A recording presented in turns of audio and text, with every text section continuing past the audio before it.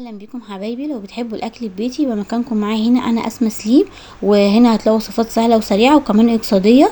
ما تنسوش اللايك والشير. لو اول مره تشوفوني اشتركوا في القناه وفعلوا الجرس. النهارده هنعمل طريقه طبيه بطريقه سهله وبسيطه جدا. هنجيب حله ونسخنها كويس ونحط فيها سمنه وزيت ونروح مسخنين الحله، وبعد كده نروح ضايفين عليها البصله.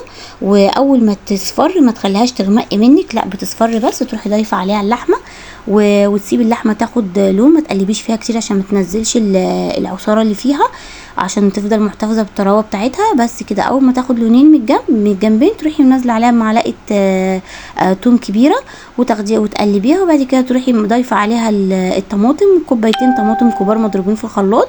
وتكوني معاكي مجهزه نص كيلو لوبيا نقعيها لمده ساعتين، لوبيا بلدي اللي هي الغامقه، تنقعيها لمده ساعتين وتغليها كذا غلوه. وبعد كده بتكون او ما تكون دخلت في السوا بتروحي ضايفاها على اللحمه.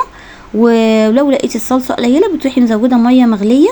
وبس كده تكون اكلتنا خلصت النهارده وبالف هنا. ولو وصلتي معايا لاخر الفيديو ما تنسيش اللايك والشير والف